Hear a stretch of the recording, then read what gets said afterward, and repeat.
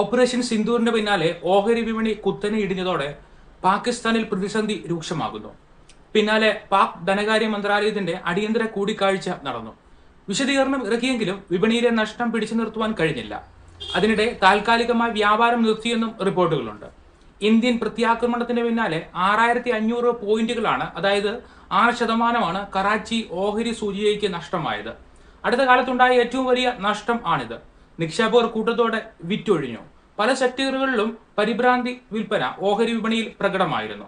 ഓഹരി വിപണിയിലെ തിരിച്ചടി മറ്റ് മേഖലകളിലേക്കും വ്യാപിക്കാതിരിക്കുവാൻ പാക് വ്യവസായ മന്ത്രാലയം അടിയന്തര യോഗം ചേർന്നു. വിപണിയിലെ തിരിച്ചടി എത്രത്തോളം ഉണ്ടെന്ന് പരിശോധിച്ചതായും പാകിസ്ഥാന്റെ സാമ്പത്തിക സുരക്ഷിതത്വം സംരക്ഷിക്കാനുള്ള നടപടി എടുത്തുവെന്നും മന്ത്രാലയം വിശദീകരിച്ചു. ചില അടിയന്തര നടപടികൾ സ്വീകരിച്ചിട്ടുണ്ട് എന്നും പാക് സാമ്പത്തിക രംഗം മികച്ച നിലയിലാണ് എന്നും മന്ത്രാലയം പറയുന്നു. ഇന്ത്യയുമായുള്ള സംഘർഷം തുടർന്നാൽ പാകിസ്ഥാനിൽ വിദേശ നിക്ഷേപകർ പണം ഇറക്കുവാൻ മടിക്കുമെന്ന് അടുത്തിടെ വിവിധ റേറ്റിംഗ് ഏജൻസികൾ മുന്നറിയിപ്പ് നൽകിയിരുന്നു. വിദേശ രാജ്യങ്ങളിൽ നിന്നടക്കം എടുത്ത വായ്പ തിരിച്ചടയ്ക്കുന്നതിൽ പാകിസ്ഥാന് തിരിച്ചടിയാകുന്ന നീക്കമാണിത്. $131 ബില്യൺ, അതായത് ഏകദേശം 11.11 ലക്ഷം കോടി രൂപ പാകിസ്ഥാന്റെ വിദേശ കടം. കഴിഞ്ഞ 2 വർഷമായി ലോക ബാങ്ക് നൽകുന്ന സഹായത്താലാണ് ഈ വായ്പയുടെ തിരിച്ചടവ്. പാകിസ്ഥാന്റെ വിദേശ നാണയ ശേഖരത്തിലും വൻ കുറവാണ് ഉണ്ടായിരിക്കുന്നത്. അടുത്ത കുറച്ചു കാലമായി സാമ്പത്തിക പ്രതിസന്ധിയിലാണെങ്കിലും ബുധനാഴ്ചത്തെ തിരിച്ചടി പാകിസ്ഥാൻ താങ്ങാനാവില്ലെന്നാണ് വിദഗ്ധർ പറയുന്നത്. ഏപ്രിൽ 22 നടന്ന പഹൽഗാം ഭീകരാക്രമണത്തിന് ശേഷം പാക് ഓഹരി വിപണി താഴോട്ടാണ്. കഴിഞ്ഞ ദിവസം വരെയുള്ള കണക്കുകൾ പ്രകാരം 4% വിപണിയിൽ നഷ്ടമുണ്ടായത്.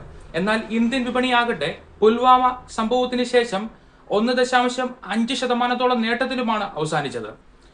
പഹൽഗാം ആക്രമണത്തിന് ശേഷം ഇന്ത്യൻ തിരിച്ചടി ഏത് നിമിഷവും ഉണ്ടാകുമെന്ന ആശങ്കയിലായിരുന്നു Karachi stock exchange. India Pakistan സംഘർഷങ്ങൾ വർദ്ധിച്ചു വരികയാണ്. ഈ സന്ദർഭത്തിൽ വിദേശ നിക്ഷേപ സ്ഥാപനങ്ങളുടെ ഇന്ത്യൻ ഓഹരി വിപണിയോടുള്ള സമീപനം ശ്രദ്ധേയമാകുകയാണ്. വിദേശ നിക്ഷേപകർ വലിയ ശുഭാപ്തി വിശ്വാസമാണ് ഇന്ത്യൻ വിപണിയിൽ പ്രകടിപ്പിക്കുന്നത്. ഏപ്രിൽ 22 ഭീകരർ പഹൽഗാമിൽ അതിക്രൂരമായ ആക്രമണം നടത്തുന്നത്. അതിനുശേഷം തുടർച്ചയായി 14ാം സെഷനിലും അവർ മികച്ച വാങ്ങൽ തുടരുകയാണ്. ഇന്ത്യൻ ഓഹരി വിപണിക്ക് ശക്തമായ പിന്തുണ നൽകുന്നതാണ് ഇത്. ഇന്ത്യൻ ഓഹരികളിലേക്ക് ആകെ 43,940 കോടി രൂപയാണ് അവർ നിക്ഷേപിച്ചത്. ഈ കാലയളവിൽ നിഫ്റ്റി, സെൻസെക്സ് എന്നിവ 9%-ലധികമാണ് നേട്ടമുണ്ടാക്കിയത്. പടിഞ്ഞാറൻ ഏഷ്യൻ വിപണികളെക്കാൾ മികച്ച പ്രകടനമാണ് ആഭ്യന്തര വിപണി കാഴ്ചവെച്ചത്. കഴിഞ്ഞ 2 വർഷത്തിനിടയിൽ വിദേശ നിക്ഷേപകരുടെ ഏറ്റവും ദൈർഘ്യമേറിയ വാങ്ങൽ പരമ്പരയാണ് സംഘർഷങ്ങളുടെ പശ്ചാത്തലത്തിലും നടന്നത്. സെപ്റ്റംബറിൽ ഇന്ത്യൻ സൂചികകൾ റെക്കോർഡ് ഉയരത്തിലെത്തിയതിനു ശേഷമുള്ള മാസങ്ങളിൽ വലിയ തോതിൽ വിദേശ നിക്ഷേപകർ വിൽപ്പനക്കാരായി മാറിയിരുന്നു.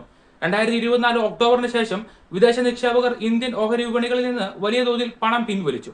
എന്നാൽ ഇന്ത്യയുടെ ആഭ്യന്തര സമ്പദ് വ്യവസ്ഥ ആഗോള വ്യാപാര മാന്ദ്യത്തെ മറ്റ് രാജ്യങ്ങളെക്കാൾ നന്നായി അതിജീവിക്കുമെന്ന ശുഭാപ്തി വിശ്വാസം വളർന്നുവരുന്ന സാഹചര്യമാണ് വിദേശ നിക്ഷേപകരുടെ തിരിച്ചുവരവിനുള്ള കാരണം. അമേരിക്കയുമായി വ്യാപാര കരാറിൽ ഏർപ്പെടുന്ന ആദ്യ രാജ്യങ്ങളിലൊന്നായി ഇന്ത്യ മാറുമെന്നാണ് കരുതുന്നത്. നടന്നുകൊണ്ടിരിക്കുന്ന വ്യാപാര ചർച്ചകളെക്കുറിച്ച് കഴിഞ്ഞയാഴ്ച പ്രസിഡന്റ് ഡൊണാൾഡ് ട്രംപ് ശുഭാപ്തി വിശ്വാസം പ്രകടിപ്പിച്ചിരുന്നു. ഇരു രാജ്യങ്ങളും താരിഫ് കരാറിന് അന്തിമ രൂപം നൽകുന്നതിന് അടുത്തെത്തിയതായും ട്രംപ് സൂചന നൽകി. ആഭ്യന്തര വാങ്ങലിനൊപ്പം വിദേശ നിക്ഷേപവും എത്തിയതോടെ ഇന്ത്യൻ വിപണി അവയുടെ നഷ്ടങ്ങളിൽ ഭൂരിഭാഗവും തിരിച്ചുപിടിച്ചു. 4 മാസത്തെ ഏറ്റവും ഉയർന്ന നിലയിലാണ് ഇപ്പോൾ വ്യാപാരം നടക്കുന്നത്.